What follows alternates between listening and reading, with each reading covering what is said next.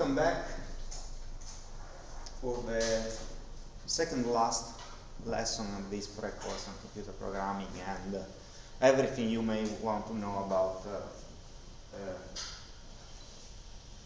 don't know, informatics. I don't know how to call it actually. Today we will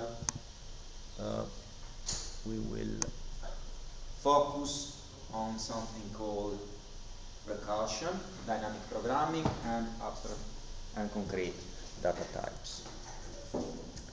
So let me move on to the first slide, just to introduce the topic by giving you an example of what we may want to do.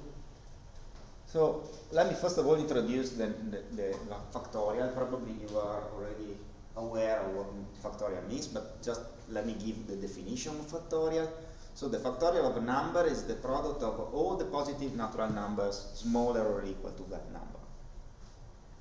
And we usually use the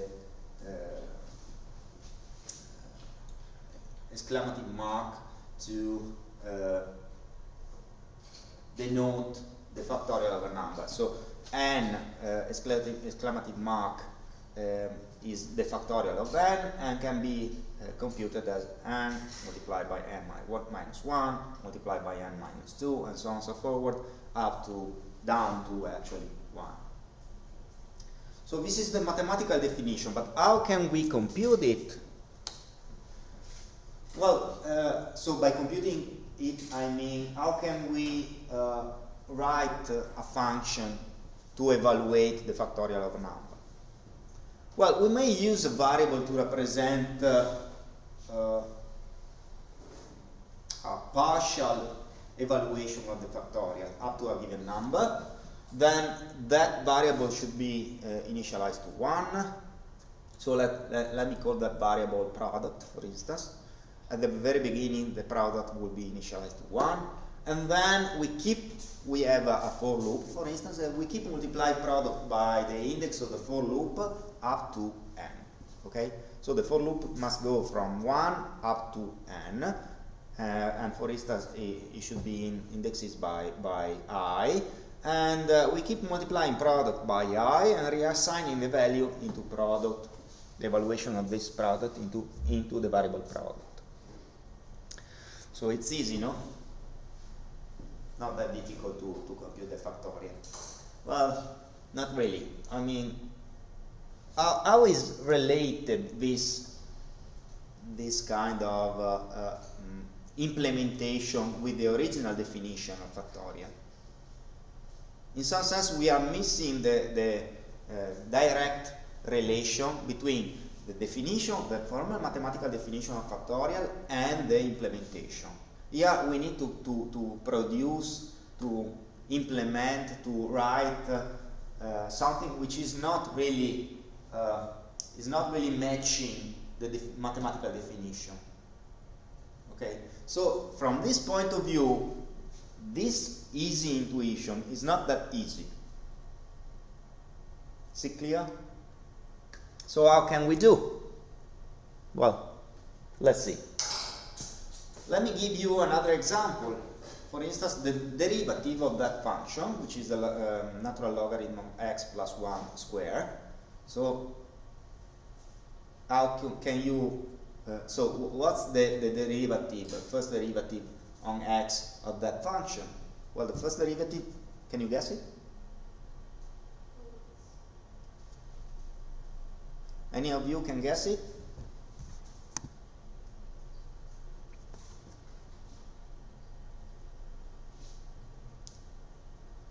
Not really.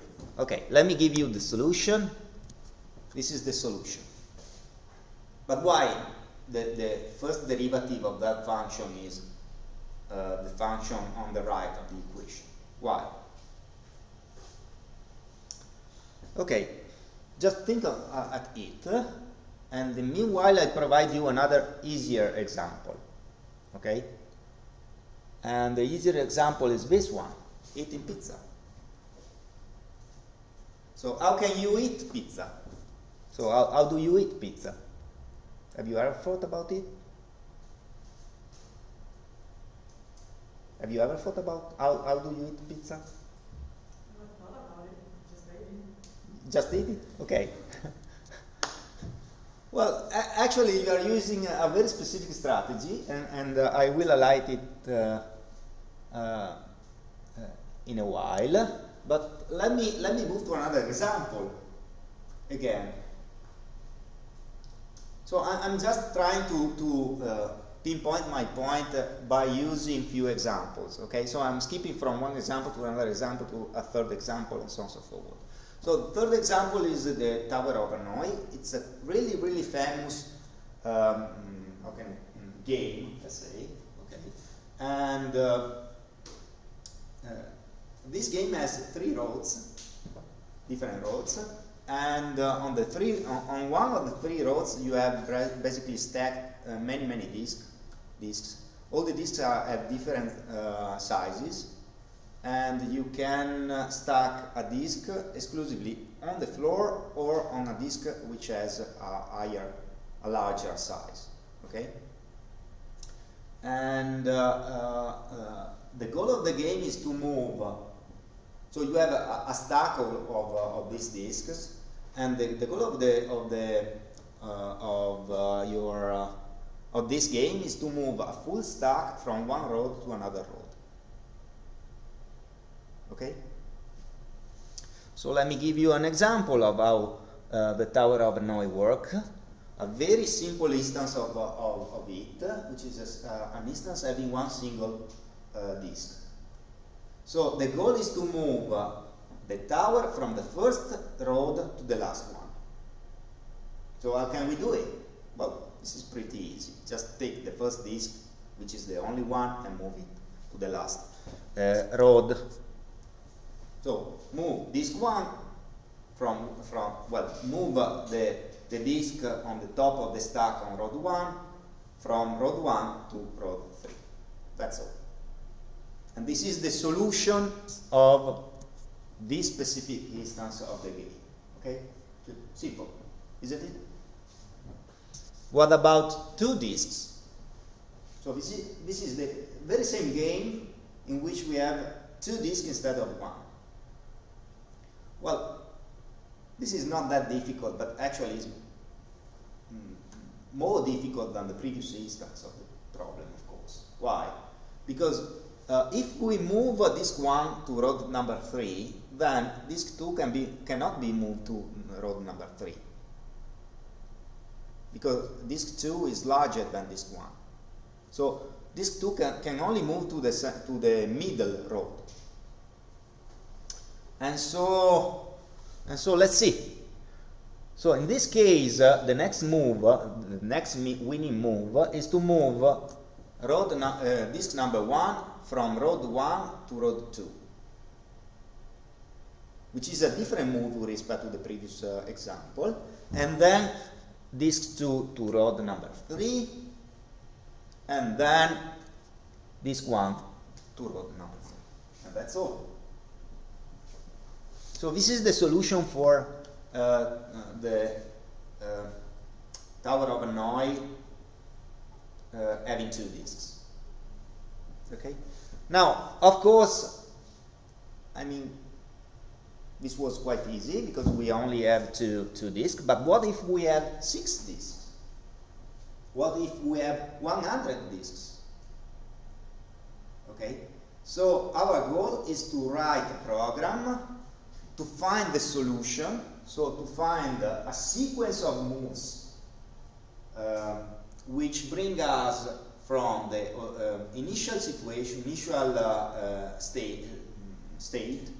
So the situation in which all the disks are stacked on the first road, to the final state, which is the situation in which all the disks are stacked on the third road.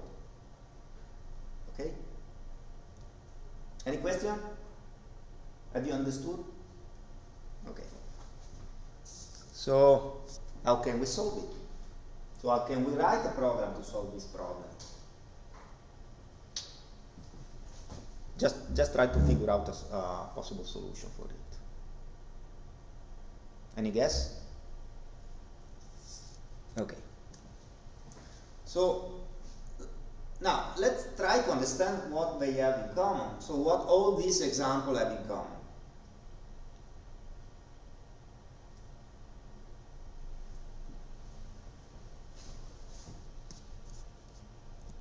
Nothing. Okay. So eating pizza is quite different from computing a derivative. It's quite different from evaluating the factorial, from solving the Tower of Hanoi. So they are quite different problems. Okay. But actually, they have one single thing in common, which is a solution technique. So all these problems can be solved by using exactly the very same solution technique. So you can guess that this solution technique is extremely powerful because it gives you the chance to address many different problems in many different domains. So let's try to focus on the very first example. Computing the factorial. So first of all, let's try to handle somehow the definition of factorial, to formalize it, and to try to provide a full definition. Because if you remember, in our original definition, we got some dots. So in the first line of the equation, you can see the original definition we gave on the second slide.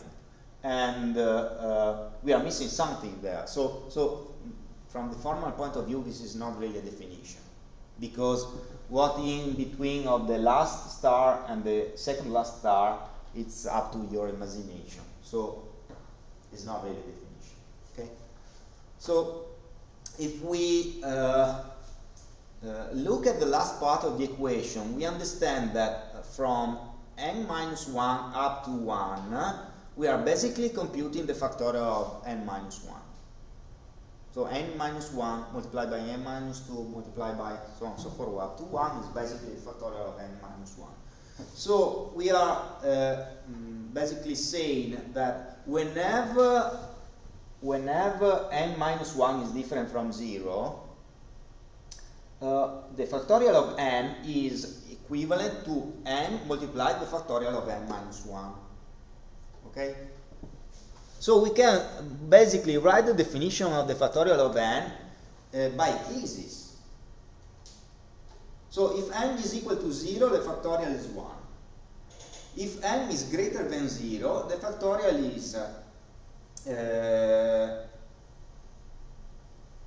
n multiplied the factorial of n minus 1. Okay, this is what is called recursive definition, because basically we are defining base cases and some base cases, in particular one, and we are reducing the problem of evaluating one particular instance of the problem to evaluating an easier, let's say, instance of the problem itself. Let's have a look at the derivation. So when you are trying to compute the derivative of a composed function, you can apply basically these rules that tell you that to evaluate the composition of G composed to F, well, F composed to G, F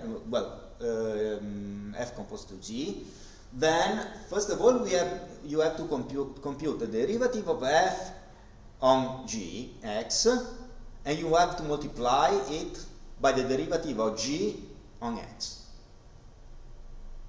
Okay, this is what we usually do in calculus, quite normal. But actually, this is basically what we have done before for computing a factorial. So we reduce the problem of computing the derivative of a, let's say, more complex function to some basic cases, which is, for instance, the derivative of the natural logarithm of x, the derivative of sum, the derivative of square, and these are the base cases we are considering. And then for more complex functions, we are reducing the problem of computing their derivatives to easier instance of the problem. Okay. Again, this is basically exactly the same strategy we use for the factorial. So we have some simple cases, and the other cases are solved by reducing the problem to simpler cases. This is all the computation. Okay. At the end, you end up with the function we already saw in the previous slide. What about eating pizza? Again, eating pizza can be, can be solved in an easy way. So, if you have a piece of pizza that you can eat in one single bite, then you have done. Simply eat it.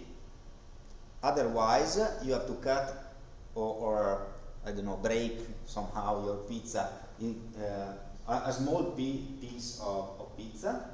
You eat it, and you end up in having a smaller fraction of the original size of the pizza. Okay. So again, you are reducing the problem of eating a whole pizza into either some base case, which is the one in which you can eat by using one bite all the remaining of the pizza, or a simpler instance of the problem, because instead of the full pizza you have a smaller fraction to eat. Okay? And please don't eat the full pizza in one single bite. Okay? So again, the strategy seems exactly the one we used for computing the factorial, the one we used for computing to compute the derivative of uncomposed function, and we use the same strategy to eat pizzas. What about the Tower of Hanoi? Let's focus on one specific instance of the problem. So, for instance, the instance having six disks. How can we solve it? Well, we saw that if we have one disk, is easy. So, let's say the simplest case, we already have the simplest case. What about a more complex case, just like the one we are seeing on the slide? Well, let's assume we are able to solve the problem for a simpler instance of this problem.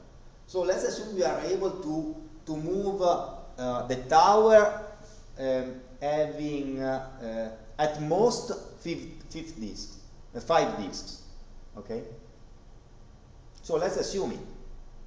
So if this is the case, we can move the first 5 disks from the road number 1 to road number 2.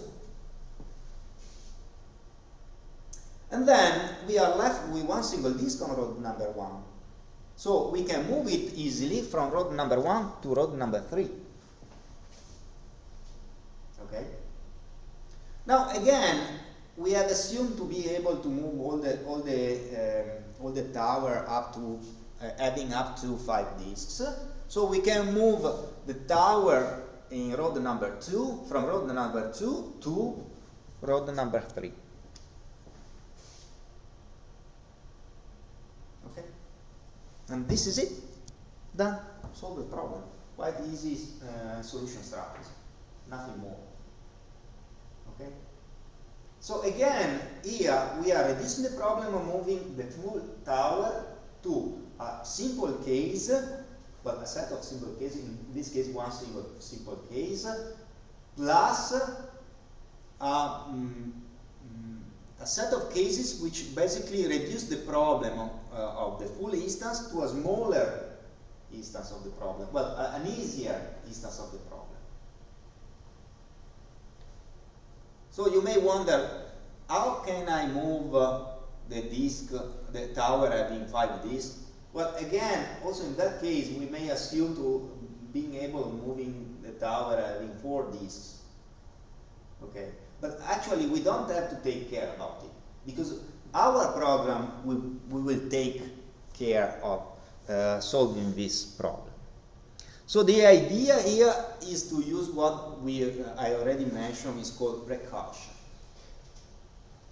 So what's recursion? So recursion is a way to define a function which can be also used to solve problems. And you need two things to solve problem by using recursion. You need some base cases, so the simpler instance of the problem should be, in some sense, should be solvable in an easy way. Where easy, I mean, you know what I mean. While you also need a way to reduce tough problem to simpler instance of the problem. And this simpler instance of the problem may or may not end up to be the base cases. Okay? Such as in the example of the Tower of Hanoi, we have one single base case, which is the one in which we need to move one single one single disk, sorry. And however, despite we have one single base case, we were able to move a tower having 6 disks. And the easier instance of the problem corresponding to the 6 disk was actually 5 disk tower, which is not a base case. Okay. However, once you have these two points, you can apply recursion. So the base case, so the easy case are called base case, as already called up to now, and the tough cases are called recursive steps. So the recursive steps are steps required to bring your tough problem. Recursive steps are steps required to bring to reduce your tough problem to easier, let's say easier from the recursion point of view, instance of the same problem. Let's have a look at recursion. Let's have a look at the factorial implementation of the a recursive implementation of the factorial. Here we have the factorial function, which is quite different from the factorial function we saw few lessons ago. And however, it's really simple and elegant. We have we can implement the factorial function with only 2 lines. In the first line, we are defining the base case. And the base case, well, the set of base cases. And the set of base cases tell us that if we are dealing with the numbers, if you want to compute the factorial of a number which is smaller or equal to 1, then we must return 1. So the factorial of 0 and the factorial of 1 would be 1. That's it. These are the base cases. So if we are not in the base cases, so if we don't want to compute the factorial of a number which is either 0 or 1, then we fall into the recursive step. And the recursive step tells us how to reduce our problem in the problem of computing a smaller number, let's say, in this case. So if we are not dealing with n equal to 0 or 1, then the factorial of n is n multiplied by the factorial of n minus 1. Okay? As you can see, this piece of code is much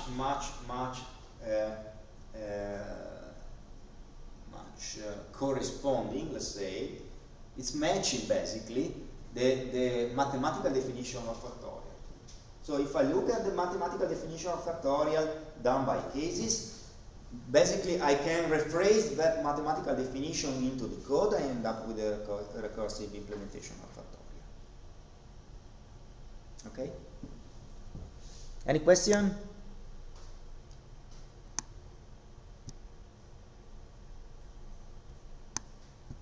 Are you still with me? Not yet. What about you at home?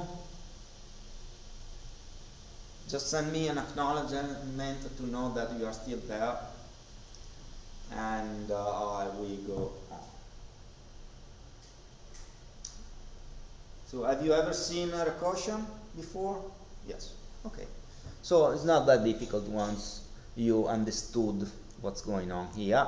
And by the way, probably it's much easier than implementing the solution iteratively. So let's go back to the Hanoi Tower. So the Tower of Hanoi problem, which probably is the Tapir is an example we see up to now.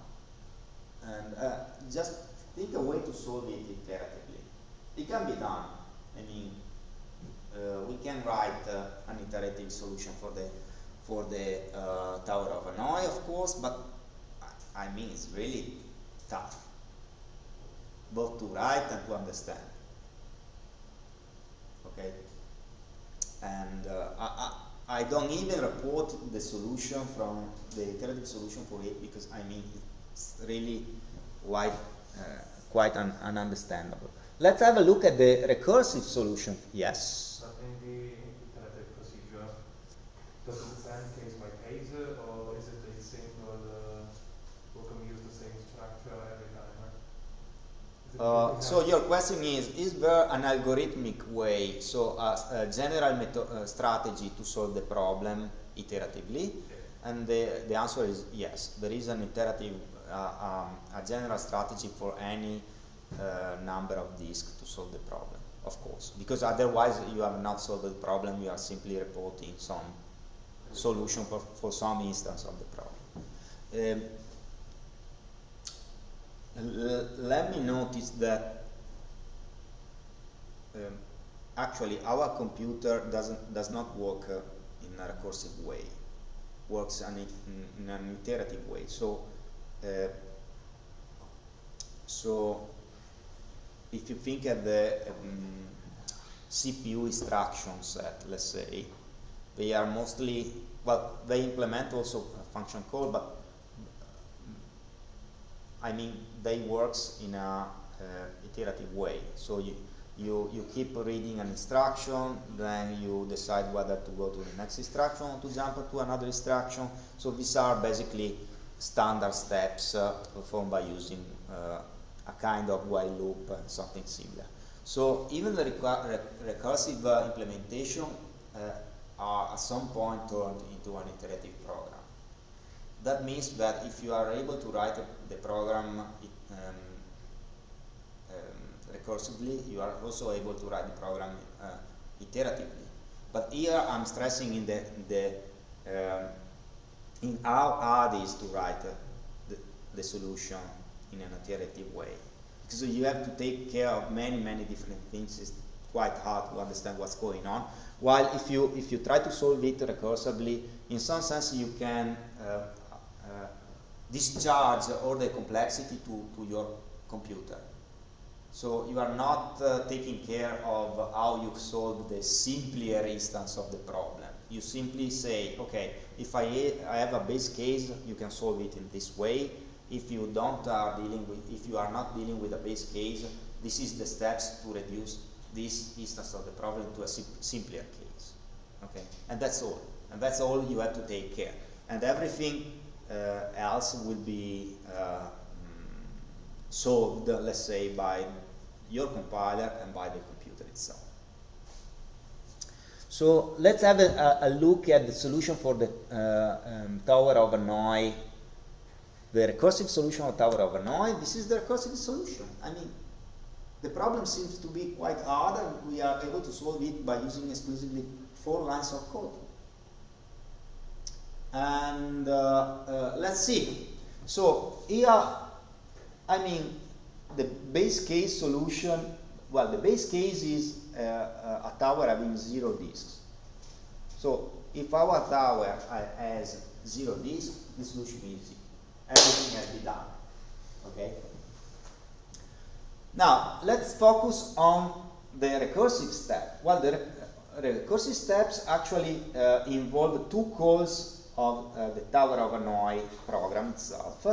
And that's why, because if you remember the high-level scheme of the solution, we need to move, we have the full stack of disk on the first row, and we need to move every disk but the last one to the second row.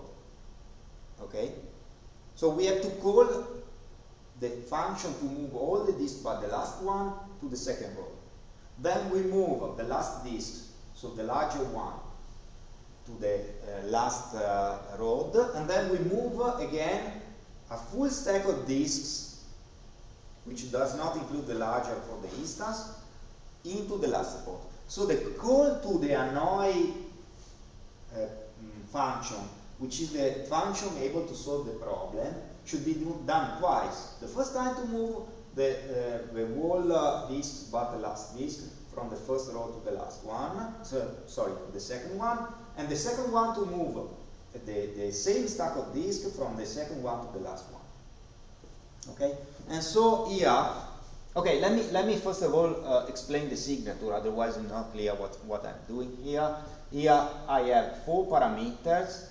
The first 3 parameters are basically used to tell the function which are the first row, the second row, and the third row. Okay.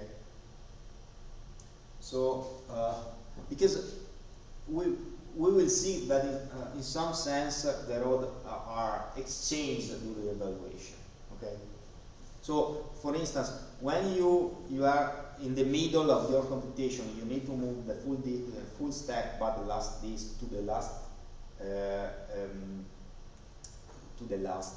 road, to the third road. Your source road is the second one and not the first one. Okay, so you need a way to tell your function that your source is the second road, and that's why here we are specifying as parameter the source road, the destination road, which is the third parameter, and also the temporary road, which is the one in which you move all the steps but the last disks. Okay. And the fourth parameter is the number of disks you want to move. So the instance of the problem you want to deal with. Okay? So, going back to the recursive steps, the first thing to do is to move from the source, so from road number 1 to the temporary road, so to the middle road. Here you can see the third parameter of the call. A number of disks, which is the number of disks for which we call the Hanoi function minus 1. So if the initial problem was n, we are moving n minus 1 disk. And the destination road is what here we call temporary road. Okay? So in some sense we have a source and destination, and the other road is the temporary road. Here we are saying we want to move n minus 1 disk, not to the final road, but to the temporary road. After doing that, we can print in the standard output a single step of a single moves in our solution, which is move from disk, which is the from road, move disk and then the size of the disk. Okay, if our instance of the problem was an instance having 6 disks, we are moving disk number 6.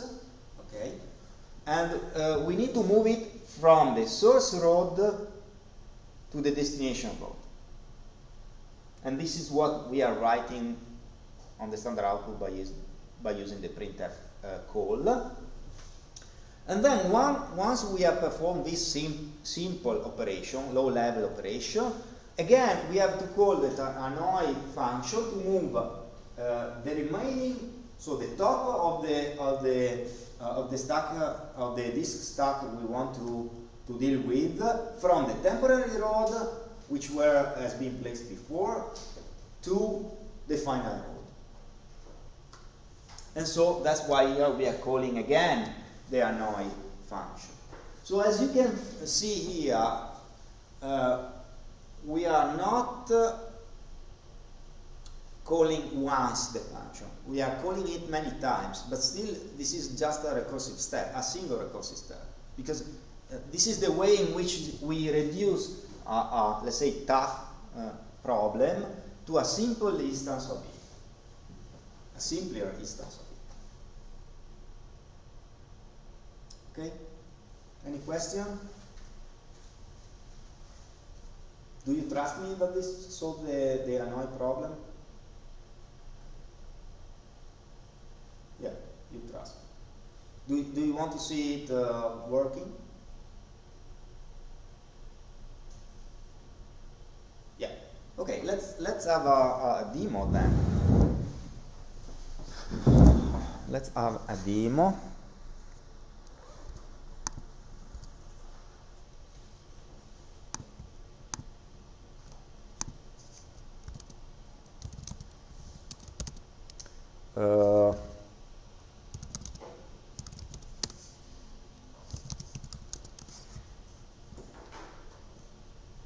Let me see how can we do it in this way. Okay.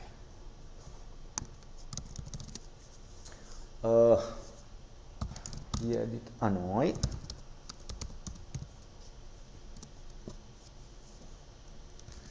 So include standard input out. Okay. So our function basically print in the standard output the moves we need to perform to solve the Hanoi problem.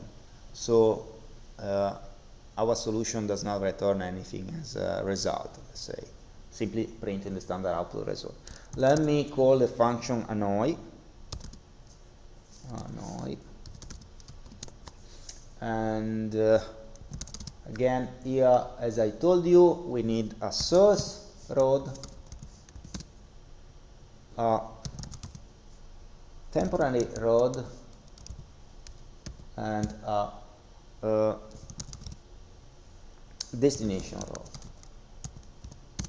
Okay, and here we are missing the size of the instance of the problem. Let me call it n.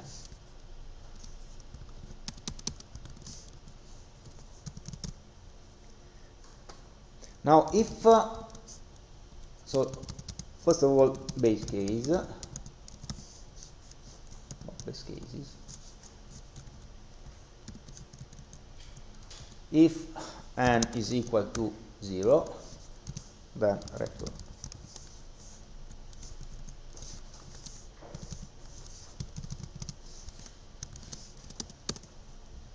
So here I'm saying basically the simpler instance of the problem, simplest instance of the problem is the problem in which I have a tower, a stack of disks empty.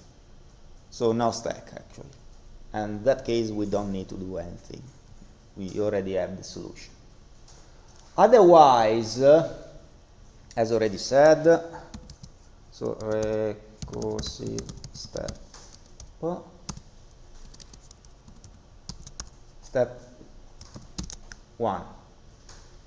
Move all the disks but the last one to temporary rod.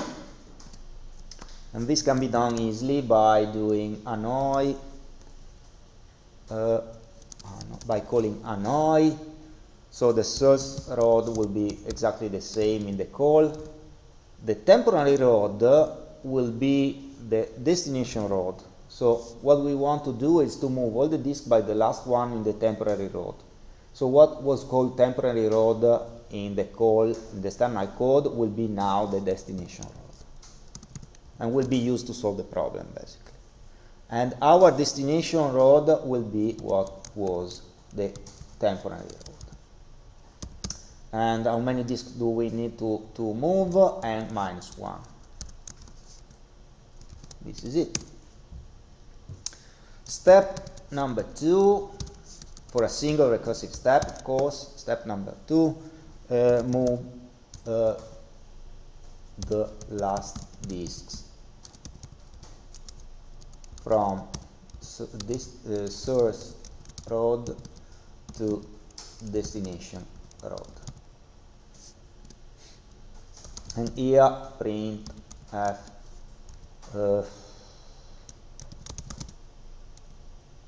move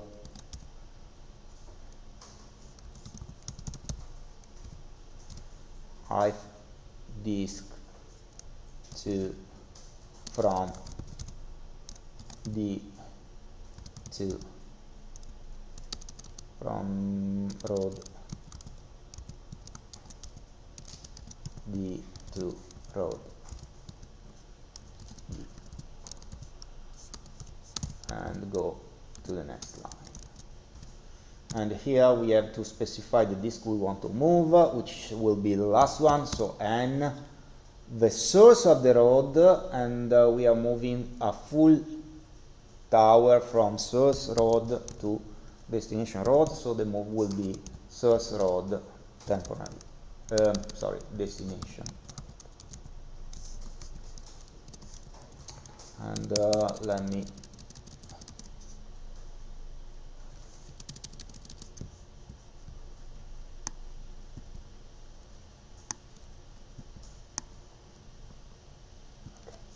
so you can see also here in the classroom. And this is the let's say easy part. Now again, we are now in a situation in which we have the last disk on the destination road, and we want to move the head, let's say, of our tower, which are all these disks larger than the one you have just moved, from the temporary road to the final destination. So move all the disks smaller than n from temporary disks, temporary road to destination road. And this again can be done by using the Hanoi function. Hanoi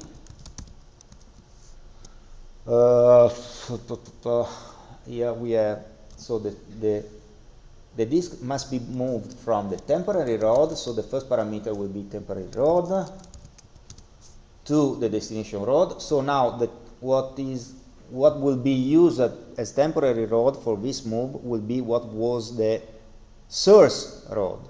So what was the source road for our initial instance of the problem will be used as a temporary road to move the full stack from the destination from the temporary road to the destination. So source road to destination road, and again here n-1. That's it. So this is the full code for Hanoi. Okay, this, I mean, I've changed the name of the formal parameter, but actually it's totally equivalent to what we saw on the slide. And let's try to see how it works. And to do it, let me implement the main function. Let's see. So b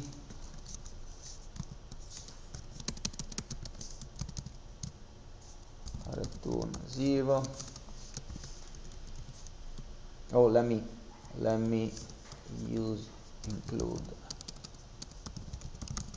what we saw the last time, string header, and we will use it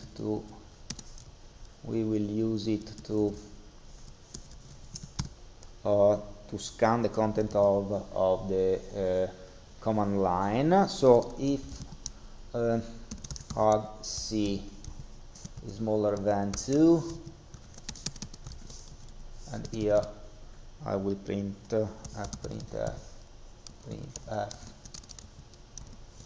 standard error, syntax error.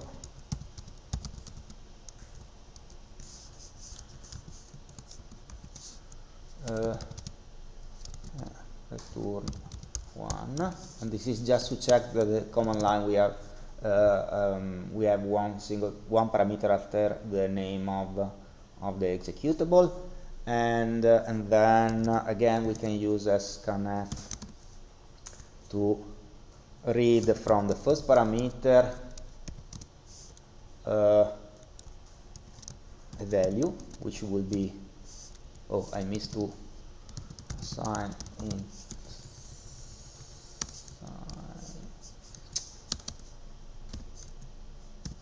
assigned int n,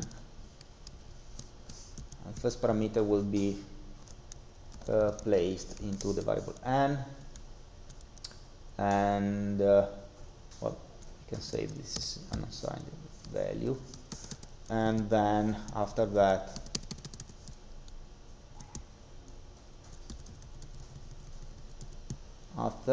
we may call Hanoi, providing the 3 roads. So let me call it road number 1, road number 2, and road number 3. Okay, and providing this number of disks in the instance of the problem we want to solve.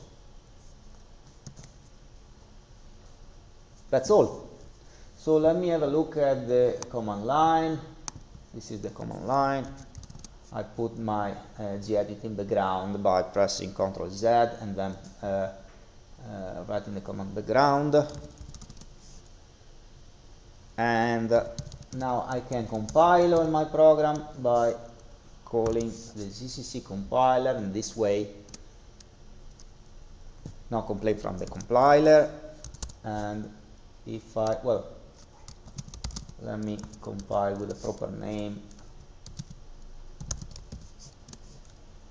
Okay, if I try to execute Hanoi, I end up with the syntax error because I'm missing the first parameter, as expected. Let's try to execute Hanoi of 3, and this is the solution of Hanoi. So the first move is to move this. Excuse me? Yeah. Can you turn your code in a second because I got something wrong, but I don't know where. To the top. What's the second include? Pardon? Second include. Oh, the second include is string. This is simply used to use the function scanf. The only reason to use it is to use the function scanf, otherwise you don't need it. Could you show the last part of the video? Yes. So everything up to this point is simply used to handle the command line, okay? The command line parameter. So the if is meant to guarantee that our program is executed with a parameter. If this is not the case, we end up with returning to, we end up imprinting in the standard error the sentence syntax error, and end up the execution of our program.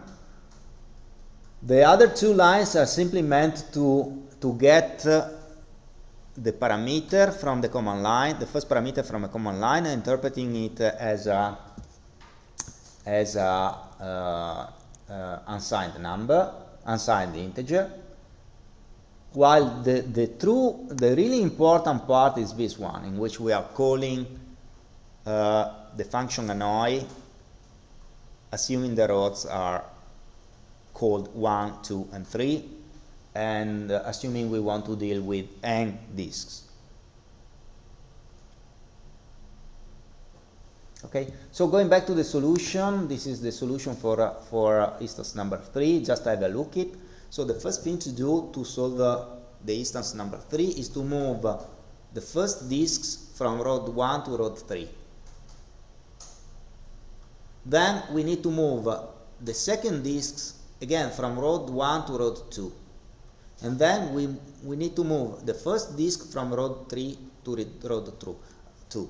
At this point we have the head of our tower, initial tower, which is a tower whose height is 3, the head, so the first two disks in the tower have been moved from row number 1 to row number 2. So we need to move the last disk from row 1 to row 3, and this is the move. So the disk whose size is 3 is moved from, well, I don't like TH here, let me remove it. Okay, this is just the string I don't like. So we move disk 3 from row 1 to row 3, and then we are left to move the head of our tower from the row number 2 to row number 3, and this is done by moving the first disk, so the smaller disk, initially to row number 1, which is the source of our tower, then moving the disk number 2 to row number 3, and then back the disk 1 from row 1 to row 3, and that's all. What did wall do on GCC? Pardon? What wall on the GCC? Oh, this parameter? Okay, this is to activate all the warning of the compiler and the linker. So in this via la diretta di nuovo.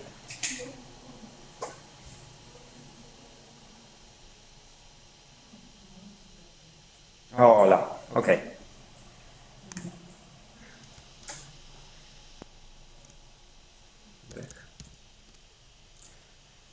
What if we move one disk at a time? Would we work the same way? Someone is asking a question that I'm not really able to understand. What if we were about to move one disk at a time? Would it work the same way?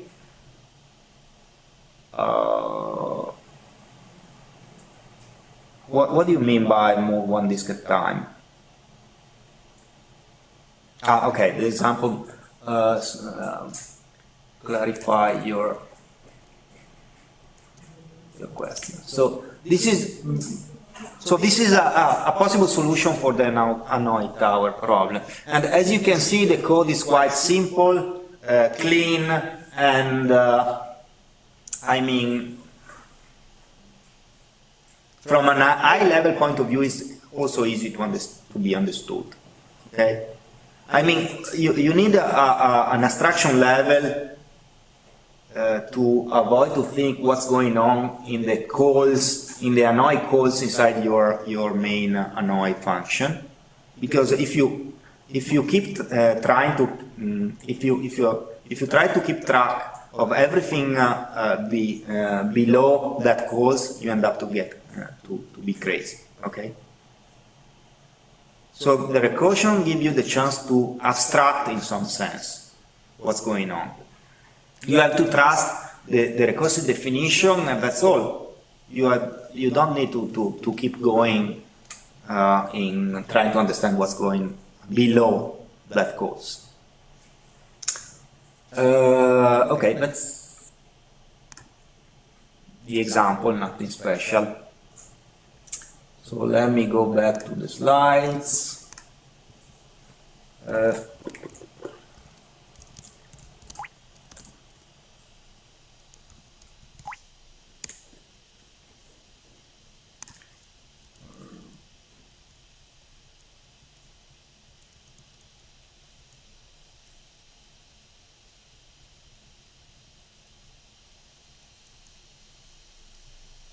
Okay.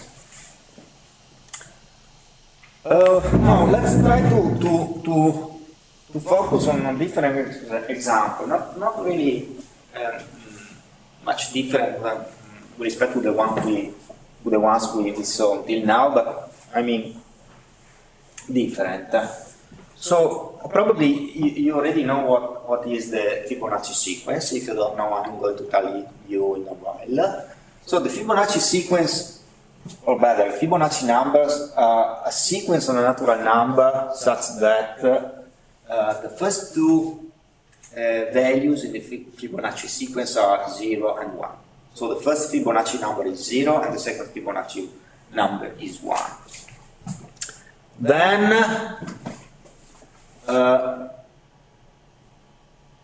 if you want to know the value of the nth Fibonacci number, you have basically to sum the two previous instances of the sequence.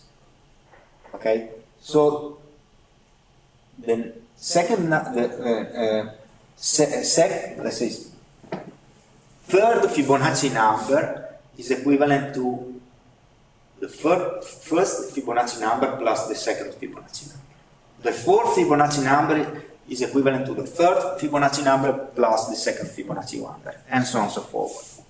So a possible way to compute it, this sequence of course is, I mean, seems to be weird, but has a lot of, a huge impact in many fields, going from computer science to natural sciences to mathematics, music, and so on and so forward. If you Google for it, you search on Wikipedia, I mean, there are pages and pages of application of this sequence. However, if we try to compute it in an iteratively, okay, we end up in this solution. So in this solution, we are basically using three variables, which are called f0, f1, and f2, and they are used not only to represent the first number in the Fibonacci sequence, the second number in the Fibonacci sequence, and the third number in the Fibonacci sequence, but they are used to represent any possible triplets of consecutive number in the Fibonacci sequence. So once you have f0 and f1, to compute f2, you have to sum up f1 and f0. Okay, so if you want to know the nth Fibonacci number in the sequence, you can simply use a loop and update at each iteration of the loop f2, f0, and f1, so to slide the three numbers to the right. Okay, so at the very beginning, f0 will correspond to the first number, f1 will correspond to the second number, and f2 correspond to the third number.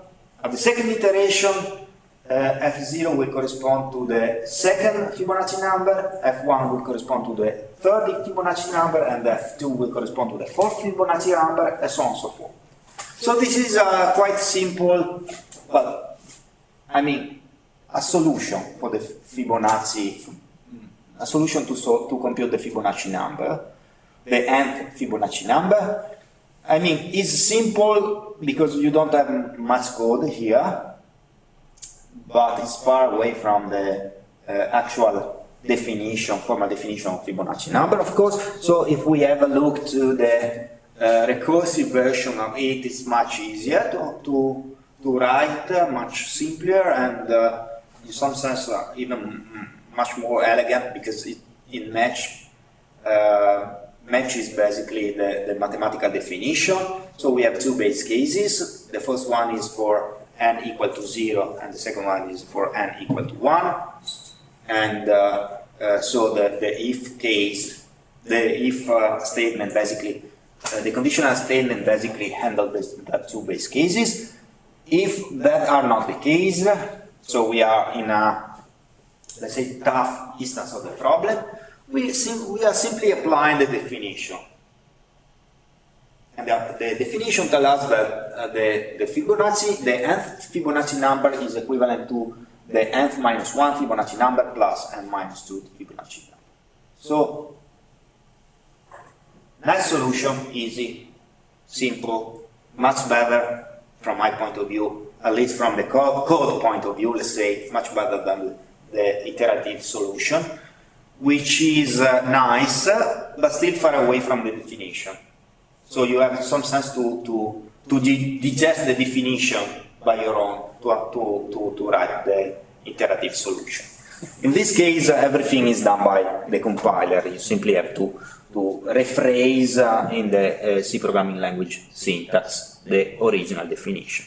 Now, let's have a look to the execution time of these two solutions. So, the execution time of the iterative solution and the execution time of the recursive solution. Of course, we have the chance to really understand the execution time of the two programs, simply because it depends on many factors. It depends on the operative systems, it depends on the compilers, it depends on the machine you are running them, it depends on how much load you have in the system you are running your programs, and so we don't have a way to provide the correct execution time, the exact execution time for the two programs, okay?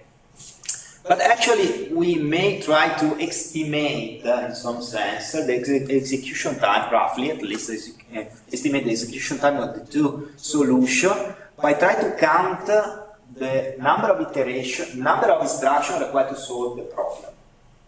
Okay? So, in the case of the iterative solution, it's quite easy to understand how many instructions are required to solve the problem, because we have, and let me show you again the code.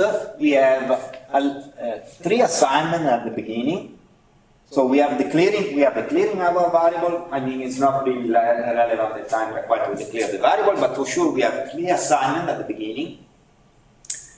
And then we have 3 assignments again inside the block, which is repeated n-1 time. Okay? And then we have 1 single instruction which is required to return a result. So 3 instructions at the beginning, 3 instructions for each iteration in the for loop, plus 1 instruction at the end. So it's quite easy to understand what's going on here. And in total, okay, let's assume the number of iteration is n instead of n-1. Here we have 3 plus 3 multiply n plus 1 instruction to solve the problem iteratively, where n is a parameter of the function. So we have a rough estimation of the execution time, which is parametric with respect to the input parameter. Okay. So what about the recursive solution? I mean, try to understand what's going on with the number of instructions in the recursive solution is not that easy, because we know that, I mean, for base cases, it's easy. We have exclusively a rector, and that's all.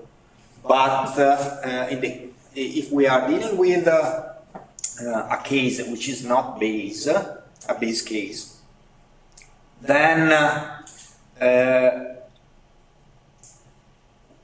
we are required in some sense to evaluate recursively the number of instructions required to solve the problem.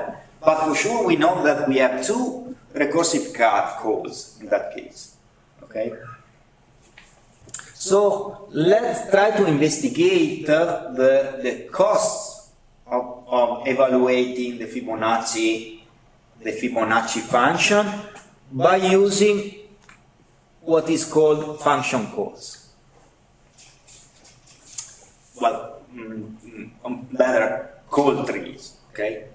So the call trees is basically a graphical representation of all the calls required to solve the problem, an instance of the problem.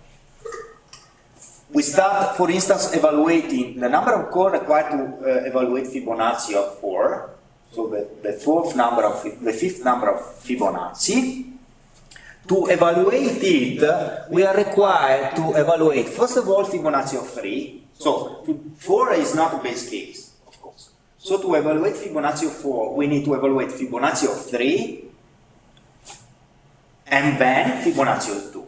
But to evaluate Fibonacci of 3, we are required to first of all evaluate Fibonacci of 2. So here I'm in some sense unraveling all the recursive call on my Fibonacci function. Okay, so I started wanting, at the beginning I want to evaluate Fibonacci of 4. To evaluate it, since I'm not in a base case, I need to evaluate Fibonacci of 3. To evaluate it, since I'm not in base case, I need to evaluate Fibonacci of 2. And to evaluate Fibonacci of 2, I need to evaluate Fibonacci of 1. Luckily, I am right now in a base case, so I don't need to evaluate anything. I can return the result.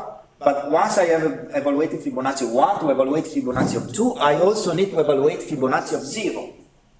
And again, I'm in a base case, so Fibonacci of 0 can be answered immediately, and so I can evaluate Fibonacci of 2 at this point, and going back to the evaluation of Fibonacci of 3. So to evaluate Fibonacci of 3, now I have the result of Fibonacci of 2, but of course I need also Fibonacci of 1. So again, at this point, my recursive program is try to, once I have evaluated Fibonacci of 3, try to evaluate Fibonacci of 2. Once I've evaluated Fibonacci of 2, try to evaluate Fibonacci of 1. Again, here in this case I'm in a base case, so we can go back. And finally, evaluate Fibonacci of 3, which should be used to evaluate Fibonacci of 4. But to evaluate Fibonacci of 4, of course, once I have evaluated Fibonacci of 3, I also need to evaluate Fibonacci of 2. And as you may imagine, these things go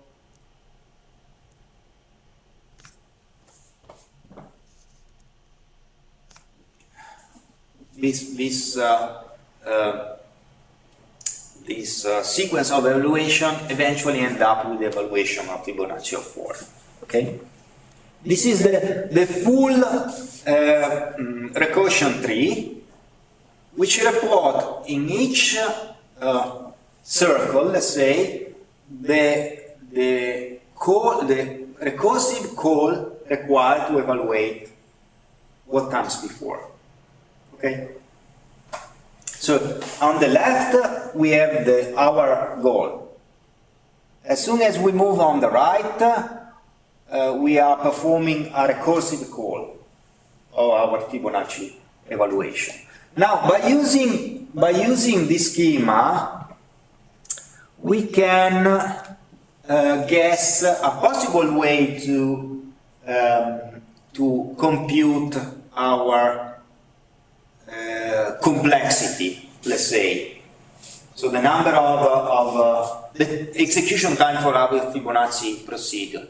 And the generic way to compute is the one you can see here. So the number of instructions required to solve Fibonacci on n, of course, depend on n. If n is a base case, so we have exclusively to return the result, and that's all. So we have one single instruction.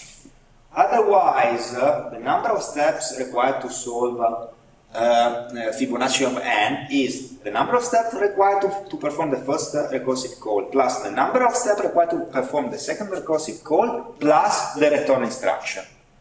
Okay? And this is the number of steps required to solve our Fibonacci. I don't want to solve it. I mean, we can do it, but let me just draw. Let me just plot the function on Cartesian axis. Here we have the plot. As you can see, we have a line, so the plot is over a line, but unfortunately, probably you may see on the y-axis, the y-axis are logarithmic. Meaning that actually Cn is exponential. So the number of steps exponential in n. So the number of steps required to solve the problem are, I mean, more or less like 2 at the power of n. Which is much more than the iterative solution. Okay?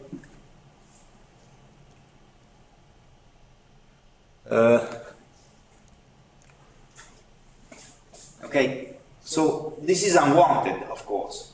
So we would like to have a recursive solution, which is nicer from the coding point of view, but at the same time we would like to have an execution time similar to the one we got for the iterative solution. Okay, here we understood that the iterative solution of the problem is much faster than the recursive version. This is due to the way in which we implemented the recursive version, of course. How can we solve it? Any idea?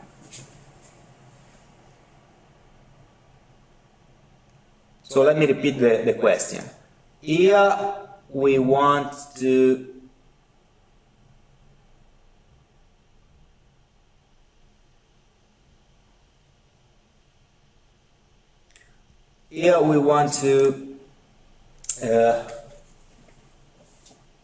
so the iterative solution is fine, but actually we would like to use recursion because from the coding point of view it's much easier to turn a mathematical function into the recursive version of it. But unfortunately in this specific case we end up with a program which takes much more time than the iterative solution.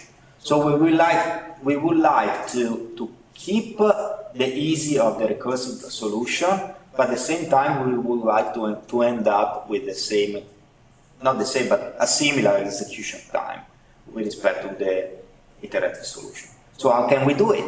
Any idea? Okay, let me go back to the tree, the code tree.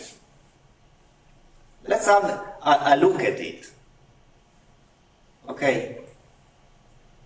Well, looking at it, I noticed one interesting thing. Here, I'm evaluating many times the same thing. Okay. So let's focus, for instance, on fib of 2. As you can see here, I'm evaluating fib of 2 both on the upper branch and the lower branch. Okay, so I'm spending time in doing twice the same thing. And the same thing also for Fibonacci of 1 and Fibonacci of 0, of course. So it could be possible that by avoiding all this repetition in the evaluation of Fibonacci of 4, we land in a execution time similar to the one we got for the iterative solution. Okay, this is our hope. So this is what I've just said. Here we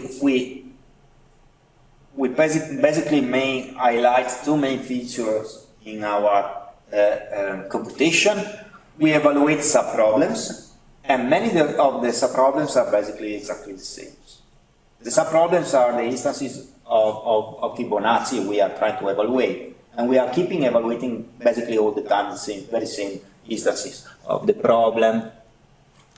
So under these two conditions, so the condition in which we are reducing our original problem into a subproblem, and the condition in which we are basically keep repeating all this many times the same operation to solve this or initial problem, we may use what is called dynamic programming to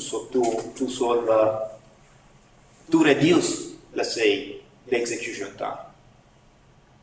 So the idea is to avoid to keep repeating the computation on the same instance of the problem by storing the result. So instead of keeping evaluating this for instance in the previous case, instead of evaluating twice the Fibonacci of 2, we may store Fibonacci of 2 in an array in position 2, and as soon as we need the evaluation of Fibonacci of 2, we simply look at the array, say, okay, I already evaluated, and I know that its value is this one. And this way we are pruning a complete branch, well, a complete subtree of our recursion tree.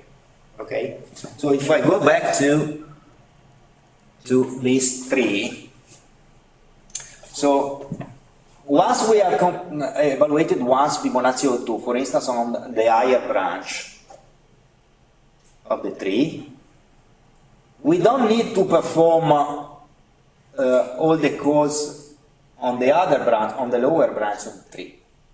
So as soon as we reach Fibonacci of 2, instead of performing the two recursive call, I can simply have a look at the array of the already evaluated Fibonacci number and use it to answer the question, what is the Fibonacci number of 2? And this way I'm basically pruning the subtree on the lower branch starting from Fibonacci of 2. Okay, so let's have a look at the dynamic programming solution of the Fibonacci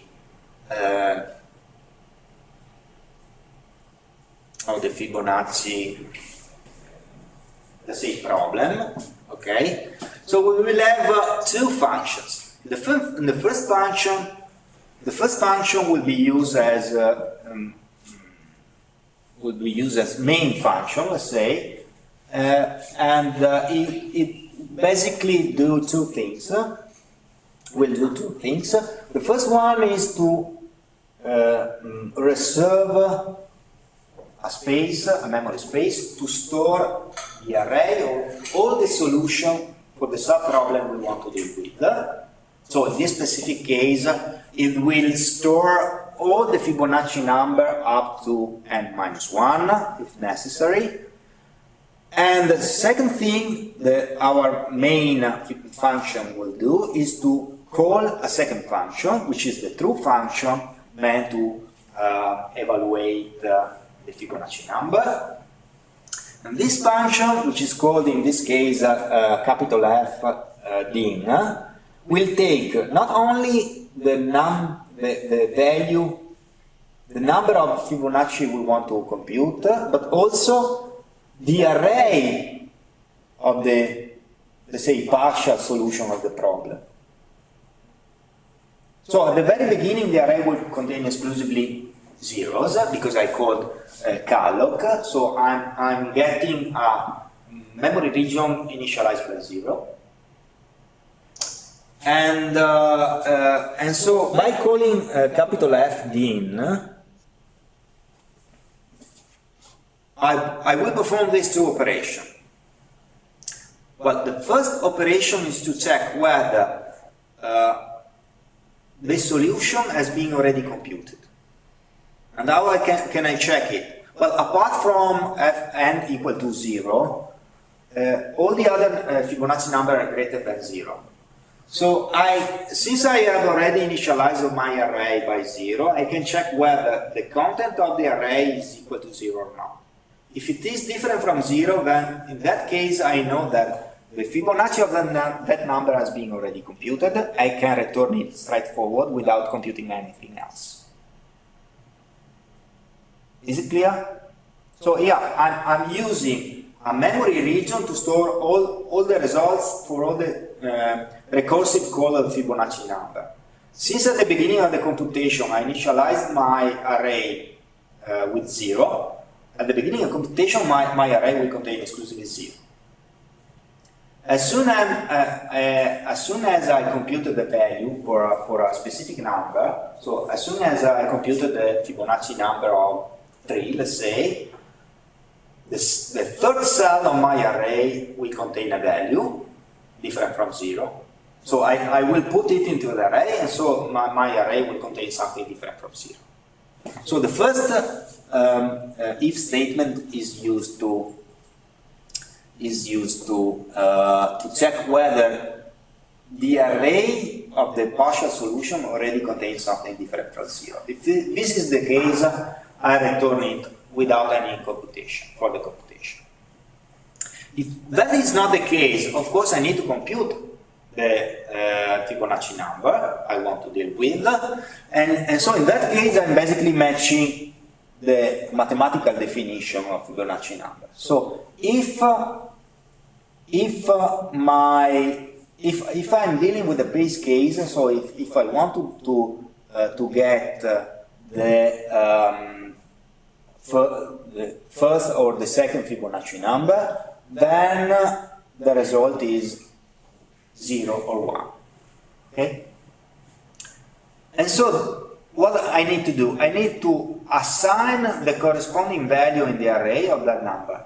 So if I want to compute the Fibonacci number of 0, the first position of the array F, which is meant to store the sub-problem result, will store 0. If I want to compute the Fibonacci number of 1, then the second position of the array F will be assigned to 1. Okay, so this is the base cases basically. If we are not in the base cases, we are required to do exactly what we did before. So we are required to do two recursive calls due to compute the Fibonacci number of n-1 and Fibonacci number of n-2.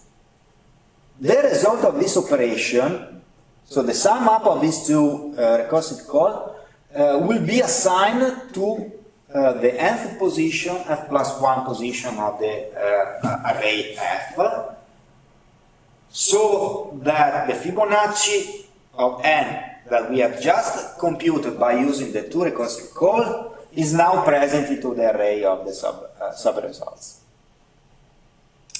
So once I have performed these two operations, of course, I can return the value stored in f of n, which at this point is exactly the Fibonacci number of the nth Fibonacci number, the nth plus 1 Fibonacci number. Okay? Any question? Is it clear? What about you at home? I mean, here I slightly changed the original recursive definition by introducing an array meant to store partial results. But as you can see, this is mostly equivalent to the original definition. Okay? So, by using this technique, we reduce the complexity, so the execution time of our problem, more or less to the execution time of the iterative solution. So if you ask to me, do you rather prefer the iterative solution or recursive solution of this specific problem? Well, of course I prefer the iterative solution. It's much easier, you don't need to allocate any arrays to store partial results and so on and so forth. But there may be cases in which dynamic programming is really the best way to achieve your goal, okay? Because again, using this technique gives you a way to write code in a way which is really similar to the mathematical definition of the function you want to compute. So it's easier than try to figure out an iterative solution for the problem at the price of memory. And by the way, there are problems in which there's no chance. So even by using iterative solution, you are not able to get the correct answer to your problems without using some space of memory. Okay. So in that case, so in the case in which you still need you need more memory, even in the iterative case, probably, well, depends on the specific instance, on the specific problem, but of course, in some of that cases, dynamic programming is a great technique to solve problems. Okay? Any question?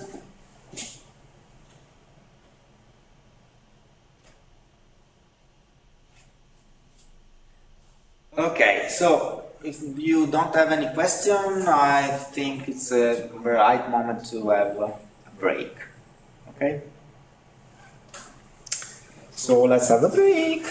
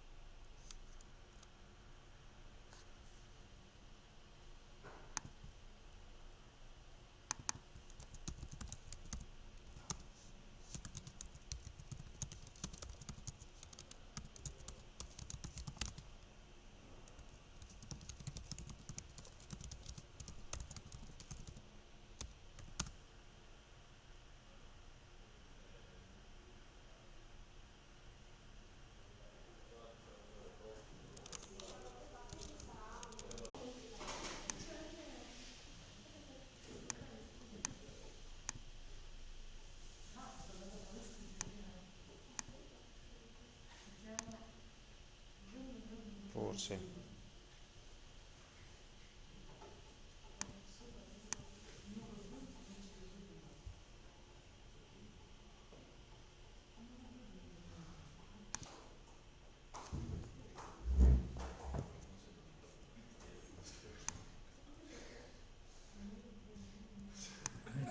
Okay, so let's go back to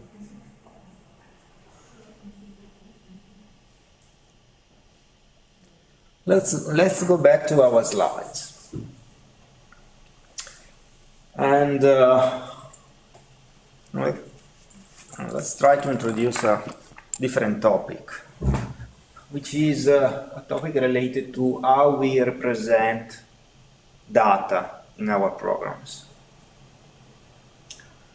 So it's really important being able to distinguish two kinds of data type in our program.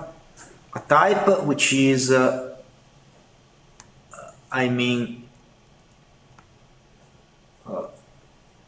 related to what can we store and what can we do with our data type.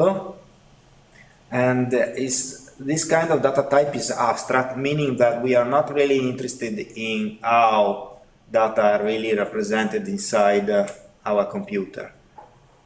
We are basically underline exclusively the functional point of view of this data type. So we know that this data type is meant to store some kind of data. We know which kind of operation we can apply on this data, and maybe we know how efficient is this kind of data type in handling data. But that's all. So we are not interested in how they are really built in our system. Okay? And we will see some examples. And the other type is a concrete data type, which are actually implementation of abstract data type. So the concrete data type not only describe which kind of data you can store and their primitives, but also describe deeply how they are, or how these data are stored. And they describe it by using a programming language. Okay. Now let's have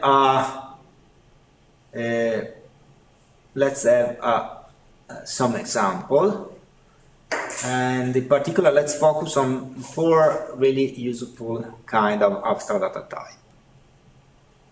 And these 4 kinds are the arrays, the lists, the queues, and the stacks.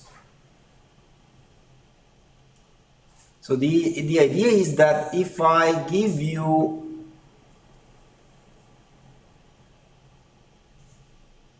all the description of the abstract data type, you may provide an implementation for it, but the implementation can be changed. So your implementation will be different from my implementation, but by providing the definition of the abstract data type, we can move from my implementation to your implementation in the program, and up with a working program in any case. So let's focus on the arrays. So what are arrays? Arrays are abstract data type which can store, so record, a set of values and provide they provide the following function. So they provide a way to get the nth value in the array. They provide a way to set a value in the nth position of the array, and they must also provide a function which returns the size of the array. Okay. So here we are saying the abstract data type, no matter how the implementation is done, must provide these three kind of functions. So the C programming language is again providing a default implementation for the arrays, which are the arrays, of course. Okay. So the C programming language arrays basically are meant to implement, which are the concrete data type, are meant to implement the abstract data type arrays. So no matter how the abstract data type arrays are implemented, we know that for sure they must provide a get function, a set function, and a cite function. And this is it for array. Now what about lists? So lists again are abstract data types which are meant to store again a set of values, but they must provide these five functions. So the first one is get. And as in array, the get function must being able to get the element in position n. The second function is the insert function, which is able to add a new element inside the list in position n. Okay, so by using the insert function, you are basically enlarging the list. If before the call of the function insert, you have a list having 5 elements. After the insertion, you will end up in a situation in which your list will have 6 elements. Okay. We will also have a replace function, which is meant to substitute a value in a given position. We are required to provide the remove function, which is able to delete from the list one of the elements. So if before the execution of the remove call we have a list having 10 elements, after the remove call we end up with a list having 9 elements, and finally the size function. Now let's try to of course, we don't have anything similar in the C programming language by default. So we are not provided with a concrete data type implementing this kind of data of abstract data type, but we may try to implement a concrete data type for this abstract data type. So let's see a possible implementation for lists. So a possible implementation for list is based on the struct syntax. So here we are defining a new type, int list, for instance, which basically has 2 members. The first one is the size of the list we want to deal with, and the second one is an array, which is meant to store the list itself. Okay? Now, as you know, the array cannot change its size, but you will see that our implementation will basically enlarge and reduce the size of the array by using the realloc function. So if we want to create an empty list, we simply have to fill an instance of the int list data type by using the value 0, meaning at the beginning of the computation our list has no element inside it. And null is a way to say, look, my pointer doesn't point anything. And once we have filled our instance of the int list data type, we can return it. Now we know that our list is able to provide us the size of the list and is able to tell us all the elements inside the list itself. Now, we may also provide that, well, we need to provide also the stride function, which is used to free the space allocated on the list member. Okay, so the list lender at some point, whenever I insert an element on the list, I'm required to enlarge the memory space allocated for list itself. So to do it, I need to allocate space, and so as soon as I don't need any more of the list, I need to destroy to free that space. So that's why I'm providing a destroy function. The destroy function is meant to free all the allocated space for my concrete data type. Now, let's have a look at the insert function. Well, the insert function takes a list, of course, need to take also the position in which I want to insert my element into the list, and need also to take as a parameter the value I want to insert to the list.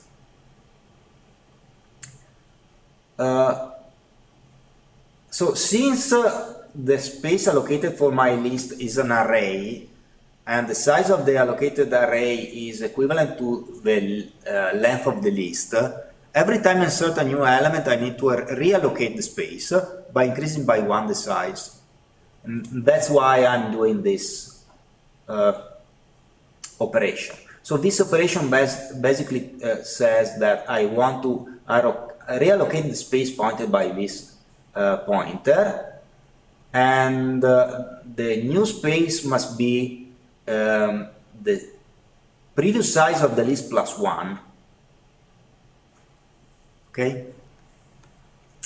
Once this has been done, I need to basically move all the elements which are in the position following the position in which I want to insert my element. So I want to shift them on the left. And that's why here I'm assigning all the elements in position I minus 1 to the position I. So I'm shifting all the elements whose position is from n up to the end of the list on the right of the array. So the position n after this operation is free, basically, so I can use it to store anything, and in particular I use it to store the value v.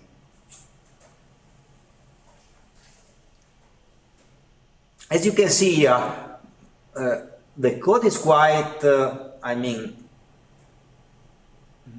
complicated in some sense, but this function matches more or less what we saw in the abstract data type.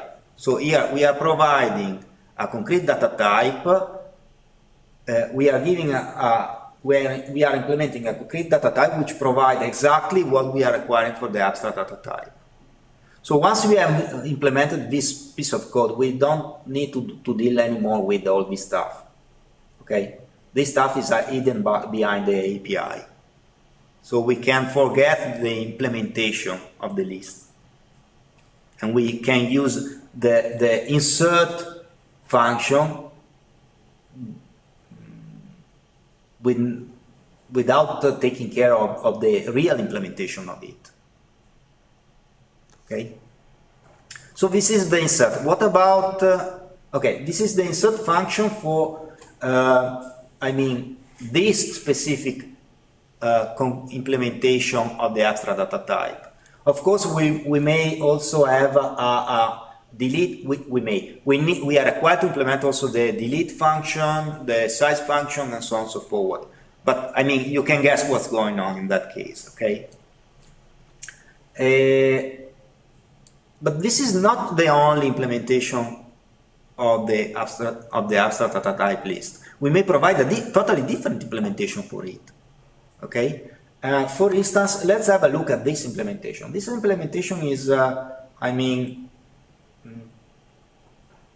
not really based on the arrays.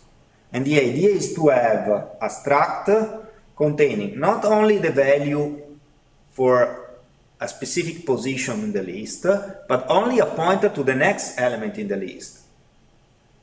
Okay, so we have a data type which represents a position in the list, which store the value and the pointer to the next element in the list, which at the same time will contain a value and the pointer to the next element in the list, and so on and so forth. Okay, the last element in the list will contain a pointer to null, so nothing comes after that element in the list, and this is a possible implementation for the lists. Okay, so the type list2 will be a pointer to a single element in this kind of data structure, and the single element in this kind of data structure will contain a value and a pointer to the next element in the data structure itself. So how can we create an empty list of this kind? Well, an empty list of this kind will be a list which does not point to anything. So a pointer to null.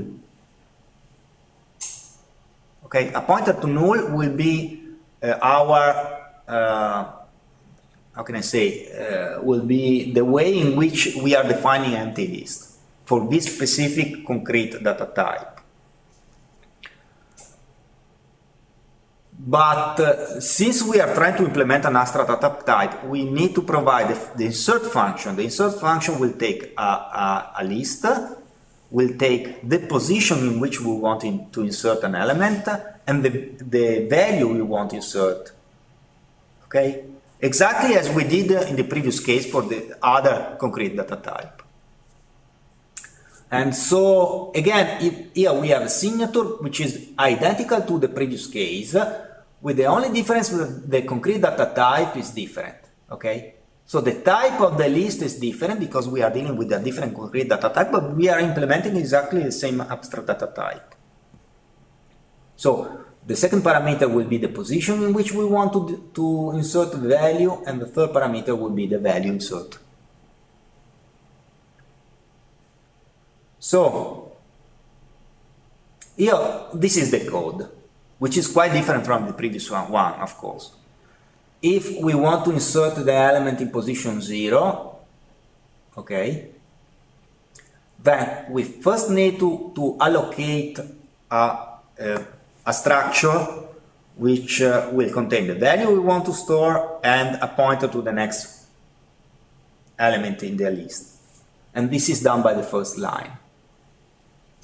Then we need to fill this new memory location, and to fill it we need to say, look, the value of this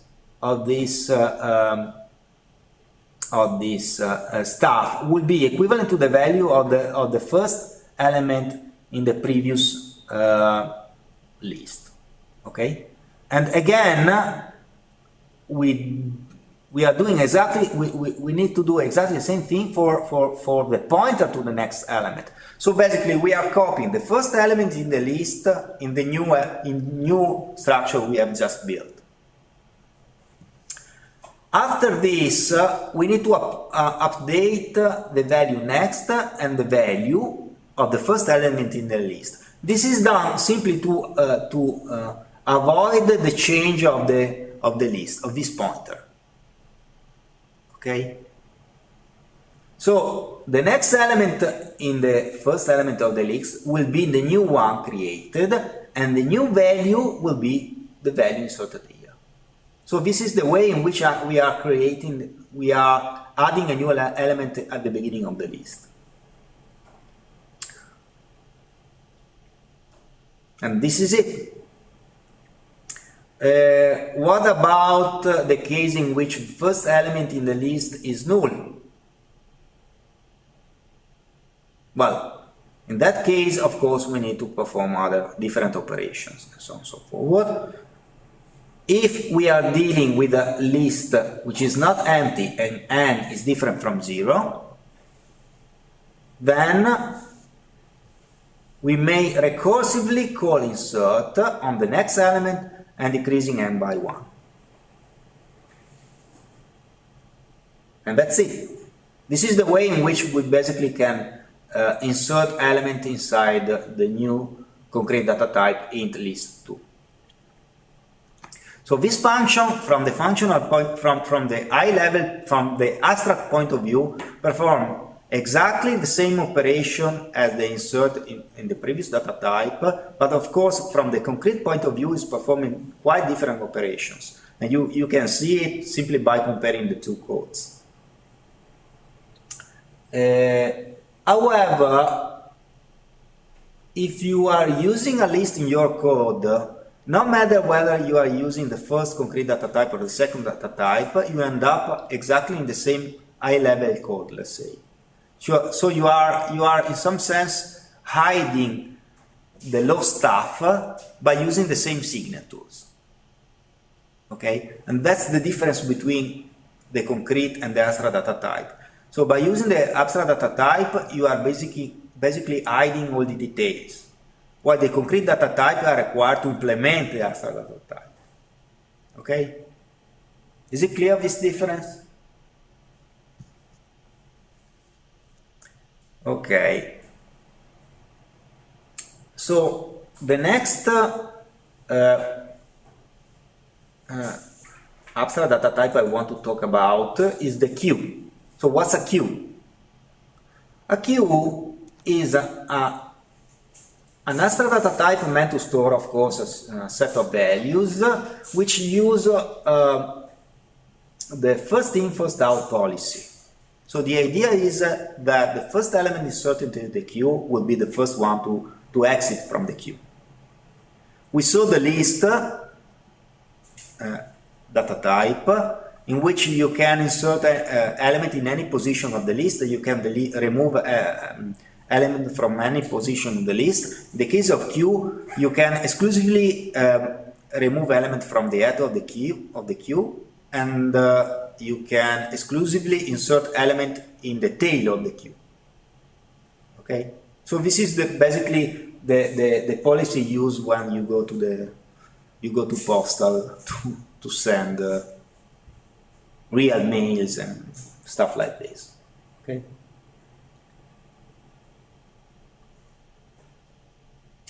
So the abstract data type queue must provide four basic functions. The first one is enqueue, which is meant to insert a value inside the queue itself. And by calling this function, you will end up in adding the new element at the end of the queue, so on the tail. The function the queue is meant to remove an element from the queue.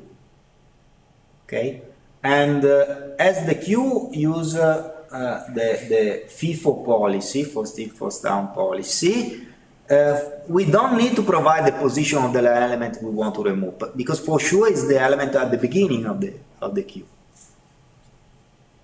So the older element in the queue, let's say, the oldest element in the queue. We also need to provide, queue also provides the head function, which is a way to see which element is contained in the head of the queue. So the oldest element in the queue will be returned by the head function. And finally, again, we need a function to say, look, my queue is contains a given number of elements, which is the size function. So let's have a look to a possible implementation for queue. And this implementation is based on what is called circular arrays. So the circular arrays are arrays in which you use an index to say, look, the array begins here. So there is a kind of pointer saying, look, the first element in the array is not the element in position 0, but is the element in position 5. And to know the, let's say, abstract position of the elements in your array, you have to decrease the real position by 5. Okay. here we have 4 members, which are the size of the queue, the max size of the queue, because the queue may be not fulfilled, the real size of the queue, so the number of elements inside the queue at the moment, the front of the queue, which is the index which contains the oldest element in the queue, so it's basically the head of the queue, and the array, which is meant to store all the values. So how can we create an empty queue?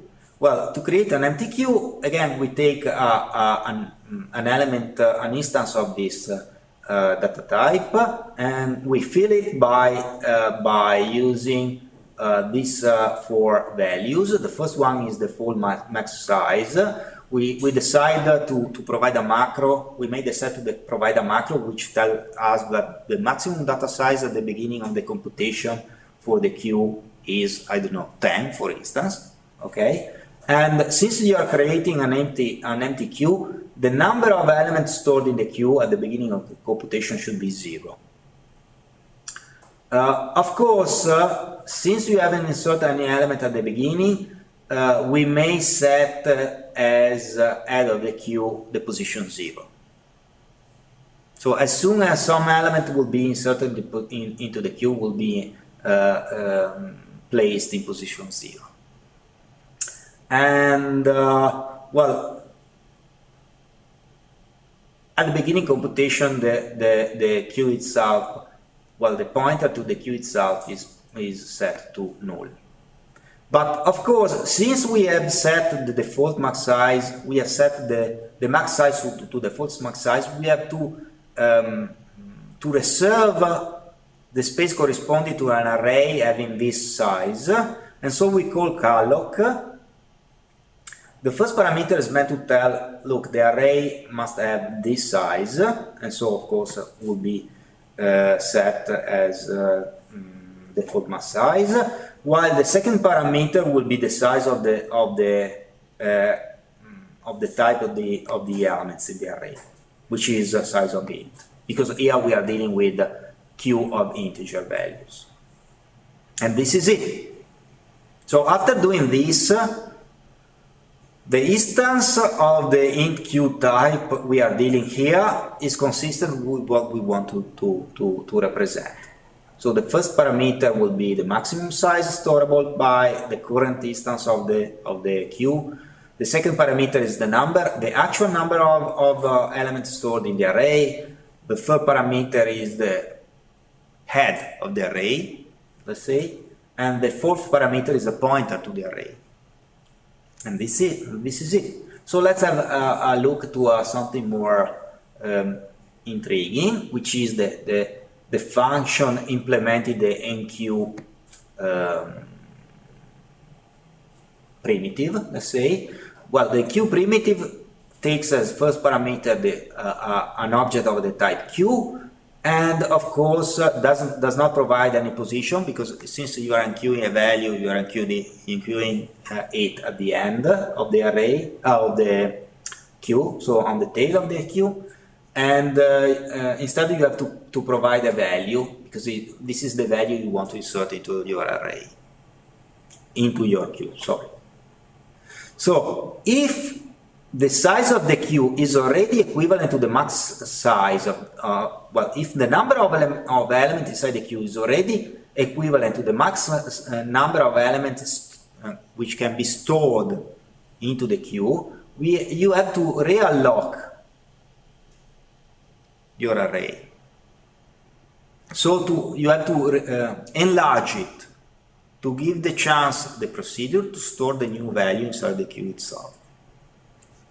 So a possible way to do it is to double the maximum size of the array of the queue itself, and this is done by multiplying by 2 max size and then realloc, of course, the queue. Once this has been done,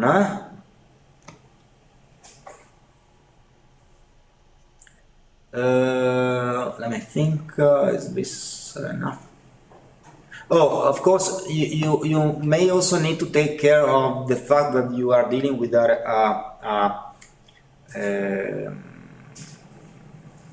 circular array. So it may be the case that the initial part of the array are, from a logical point of view, following the last part of the array, because the beginning of the array is not on 0 but is on the middle of the array itself. So from the logical point of view, the last part of the array comes before the first part of the array. So once you have reallocated the space, you have to take care of this part, okay? And move the first part of the array, so basically the part of the array coming before the front, after the last part of the array. And in this case, the last part of the array is what is ends after what was before the max size, okay? But I don't want to write the code. You will write it by your own. So after doing this, so after taking care of the fact that you are dealing with how can I say, circular array, of course you need to enqueue your value. So how can you do it? Well, first of all, you have to evaluate the real position in the array queue in which you have to insert V. And to do it, you basically increase by 1 the number of values stored in the array. You sum up that value to the front, which is the first position, logical position in the array, and you take a reminder with Q max. This tells you the position in the array in which you have to place the new value. So the true index, the concrete index in which you have to place your new value. And once you have this index, you can place it. You can place the value inside the correct position into the queue. And this is it. So all this weird operation, I mean, are hidden by the queue function. So as soon as you have fully implemented the concrete data type, you don't need to take care of all the details. You can simply use the enqueue function, and that's all. So from a high level point of view, all these nasty details are hidden, and you can focus really on using the abstract data type without taking care of how the implementation is done. Is it clear? So the idea is, if you are able to design a good abstract data type, once you have an implementation for it, provided that any possible concrete data type, you don't have to take care anymore of all the details. You can work at a higher level and forget about pointers, arrays, and everything like this. You can just focus on the queue itself. And since you can easily understand how the queue works, I mean, it's easy to use it in your programs. This is the idea. Final abstract data type I want to introduce to you is the stacks. So what's a stack? Stack is a stack, like a stack of dishes, or a stack of books, or a stack. The idea is that you have many things of the same type, one over each other, and you can place another things on top of these stacks. But to remove an object from these stacks, you can exclusively remove it from the top. Okay? And this abstract data type basically use a first in, last out policy. Okay? So the first element inserted into the stack would be the last one to be removed from the stack itself. So this abstract data type must provide 4 different functions. That's all. The first one is push. which basically place a new value inside the stack, on the top of the stack. So just like placing a book on the top of a stack of books. Pop, which removes the last inserted element from the stack. So takes the first the element on top of the stack and remove it. Top, which return the value stored on the top of the stack. So the last inserted element is not removed by the stack, but is returned to the caller. And finally, a function which is quite different from the size function we saw till now, which is the isEmpty function, which is meant to return true if and only if the stack is empty, of course. These are the only 4 functions required to provide a stack. So all the concrete data type implementing stacks must provide these 4 functions. And you can exclusively assume in your code that stacks has these 4 functions implemented. So how can we implement a stack? Again, we can use arrays as a base for a more complex data structure built by using the struct syntax. So we will have an array having a given size, which will be the max size. Max size will be used to know the size of the stack, and at the same time the maximum number of elements storable in that array. And we will also need another member, which is the size, which tells us how many values has been already represented inside, has been already stored inside the array itself.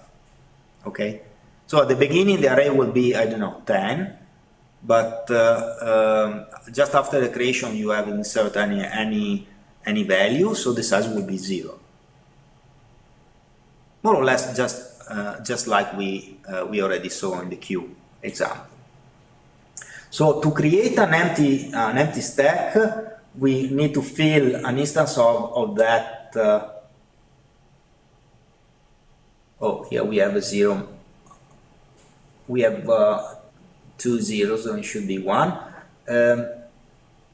We need to fill our instance of stack by, again, this is a macro defining the default max size for an int stack, 0. This is a typo, but should be only exclusively 1 0, and null, saying at the beginning this pointer does not point to anything. After filling the data structure in this way, we can assign to this pointer, so the stack member of this instance of int stack, we can assign to this pointer a pointer to the memory location created by the calloc function. Again, here we are creating an array whose initial size will be default max and whose store type are int. That's all. To create an empty stack, this is all.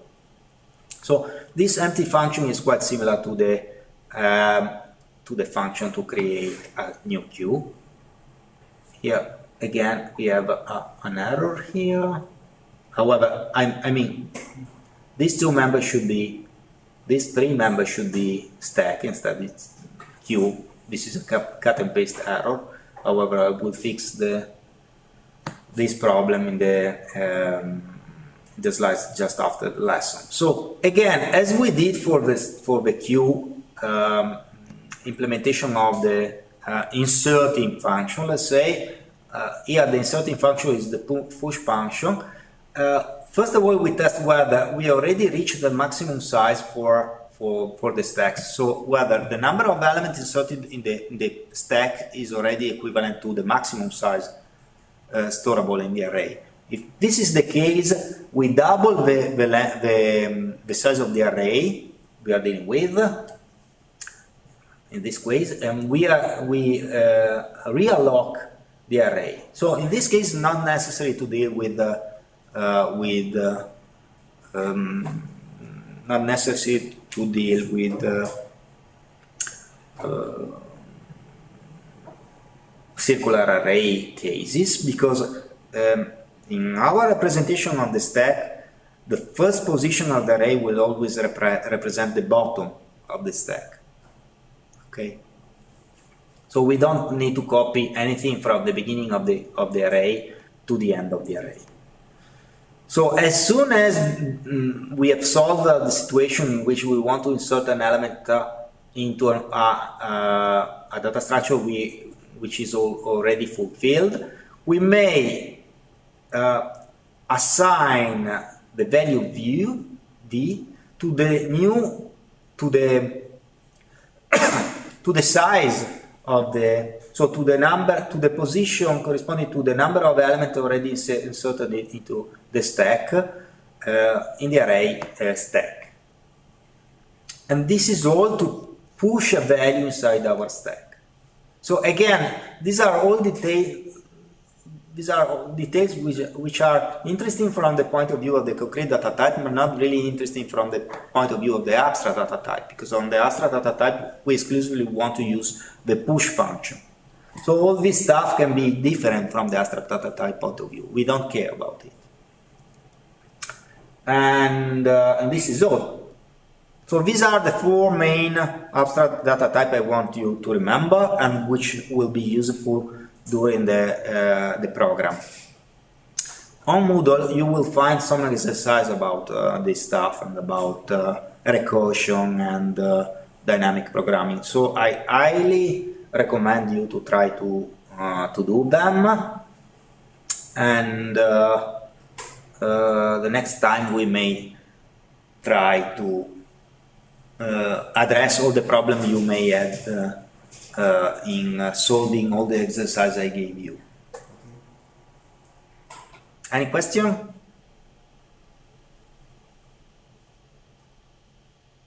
No. Okay. So please let me know by mail whether you prefer to address to have a look at a specific exercise among those I gave you during the last 2 weeks. And during the next lesson, so the last one, we will try to address them.